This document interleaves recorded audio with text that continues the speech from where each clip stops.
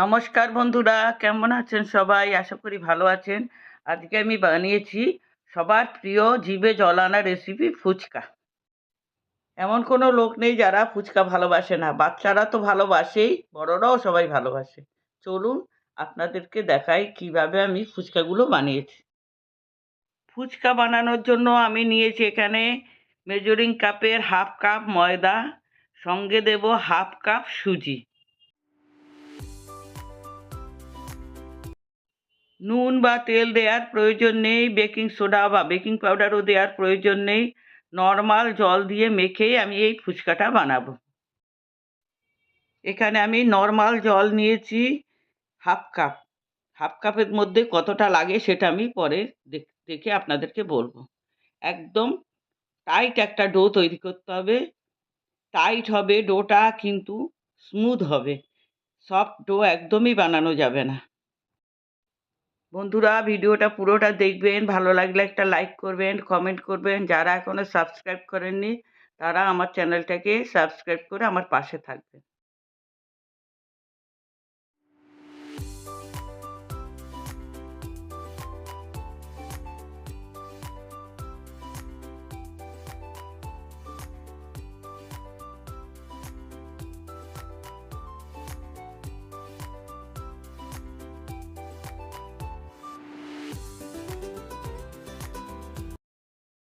ডোটাকে আমি 4-5 মিনিট ধরে ঠেসে ঠেসে মেখে নিয়েছি। দেখুন কতটা শক্ত। এখনো আমার খানিকটা জল রয়ে গেছে। মাখাটা একদমই টাইট, কিন্তু স্মুথ হয়ে গেছে একদম। এবার আমি একটা পলিথিনের মধ্যে ঢুকিয়ে রেখে দিচ্ছি আধ ঘন্টার জন্য। পলিথিনের মধ্যেই ঢুকিয়ে রাখবেন, তাহলে ড্রাই হবে না। আধ ঘন্টা বাদে আমি ফিরে আসলাম। এবার আমি ডোটাকে বের করে নিচ্ছি। দেখুন ডোটা কিন্তু আগের থেকেও একটু সফট হয়ে গেছে, তার জন্য বলেছি টাইট করে মাখবেন। এখন আরও অনেক স্মুথ হয়ে গেছে। আরও 1 মিনিট আমি মেখে নিচ্ছি।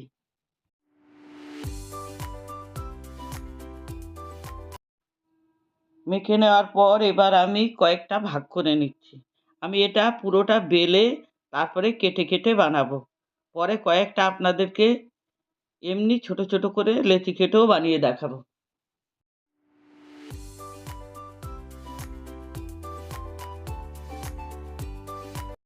একটা ভাগ আমি নিয়ে রুটির মতো বেলে নিচ্ছি, বাকিগুলো পলিথিনের মধ্যে আবার ঢুকিয়ে আমি রেখে দিচ্ছি।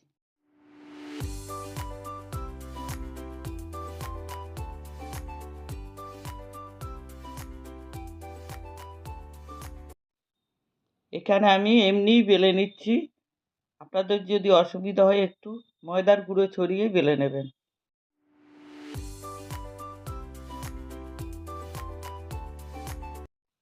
আটা ময়দা ছাড়াই কিছুটা বেলে নিয়েছিলাম। যত পাতলা হচ্ছে তত বেলতে একটু অসুবিধা হচ্ছে, তাই আমি একটু ময়দার গুঁড়ো ছড়িয়ে দিয়েই বেলে নিচ্ছি।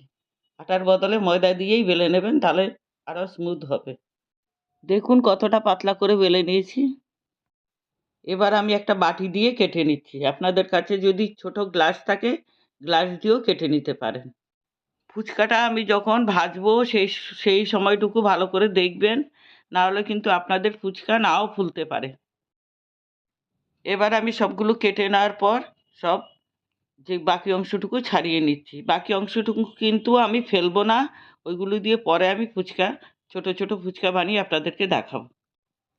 কেটে নেওয়ার পর আমি পরপর সাজিয়ে রেখে দিচ্ছি।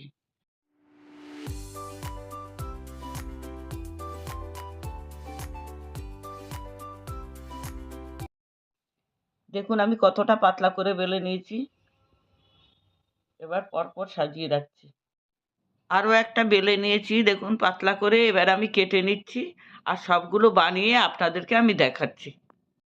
সাজিয়ে রাখাটাও ঠিকঠাক করে রাখতে হয়, না হলে কিন্তু ফুচকা নাও ফুলতে পারে।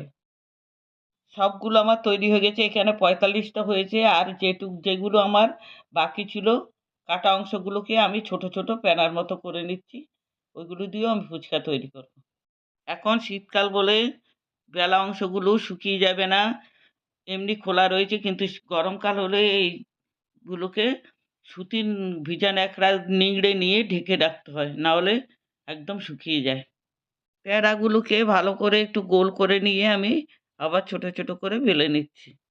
একটু হয়তো ট্যাড়া বাঁকা হবে, কিন্তু সবগুলোই ফুলবে কিন্তু। তেলটাকে আমি হাই ফ্লেমে গরম করে নিচ্ছি। তেল যে খুব বেশি দিতে হয় ফুচকার জন্য তা এমন কোনো নয়। এই যেই দিকটা আমি নিচের দিকে রেখেছিলাম সেই নিচের দিকটাই তেলের দিকে ছাড়তে হবে। আর প্রথম আমি যেখানে বেলে রেখেছিলাম সেইখান থেকে প্রথম শুরু করতে হবে। দেখুন আমি পরপর ছাড়ছি। তেলটাকে সবসময় নাড়িয়ে যেতে হবে, না হলে সাইডের অংশটুকু ভালো করে ভাজা হয় না। উপরের অংশ নিচের অংশটুকুও ভাজা হয়ে যায়, কিন্তু সাইডের অংশটুকু ভাজা হয় না। এই জন্যই তেলটাকে সবসময় নাড়িয়ে যেতে হয়। খুব বেশি তেল দিয়েও কোনো লাভ নেই, শুধু নেড়ে যেতে হবে সবসময়। দেখুন কতগুলো ফুচকা আমি একসাথে ছেড়েছি, সবগুলোই ফুলেছে, একটা খালি একটু কম ফুলেছে। ভাজা হয়ে গেছে ফুচকাগুলো, আমি এবারে উঠিয়ে নিচ্ছি। আরেক ব্যাচ ফুচকাও আমি ভেজে নিচ্ছি। নিচের দিক নিচে করেই দেবেন। দেখুন আমার ফুচকাটা কতটা ফুলে গেছে।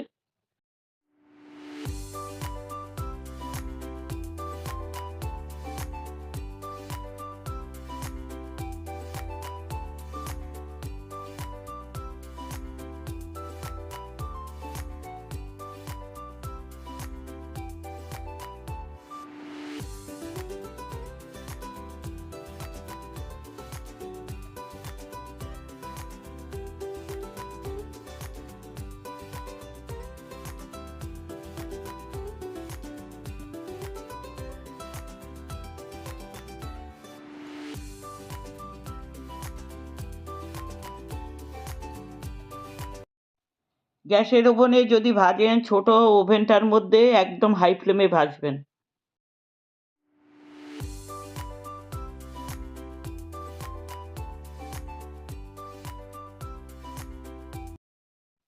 কাটা অংশগুলো দেখুন, যেগুলো বেলে নিয়েছিলাম সেগুলোও দেখুন কি সুন্দর ফুলছে।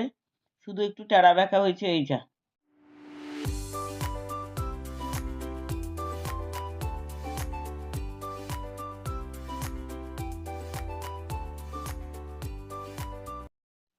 সবগুলো ফুচকা আমার ভাজা হয়ে গেছে। 50টার মতো আমার ফুচকা হয়েছে, আর কয়েকটা ফোলেনি। বড় সাইজের আলুকে সিদ্ধ করে নিয়ে মেখে নিয়েছি। এবার দিয়ে দিচ্ছি 1 চামচের মতো পানিপুরি মশলা। 1 চামচ দিলাম কাঁচা লঙ্কা কুচোনো। বিট নুন দিলাম 1/2 চামচের মতো। আর দিয়ে দিলাম 3-4 চামচের মতো সিদ্ধ ছোলা।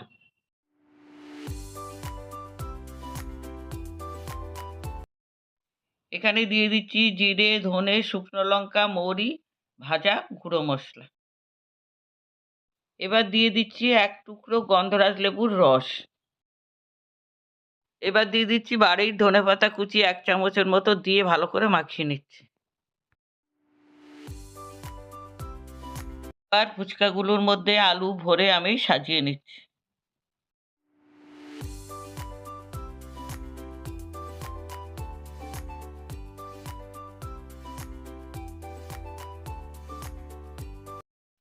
এক বাটি জলের মধ্যে তেঁতুল ভিজিয়ে রেখেছিলাম, তেঁতুলের জলটা এবার রেডি করছি। এখানে ভাজা মশলা দিয়েছি 1 চামচ, দিয়ে দিচ্ছি গন্ধরাজ লেবু 1 টুকরো চিপে। 1 চামচ দিলাম পানিপুরি মশলা। এবার দিচ্ছি 1 চামচের মতো ধনেপাতা কুচি, দিয়ে আমি রেডি করে ফুচকার সাথে সার্ভ করে নিলাম। অল্প কিছু ফুচকা আমি রেডি করেছি, বাদবাকি আমি এয়ারটাইট বক্সে স্টোর করে রেখেছি। আজ তবে এখানে রাখছি।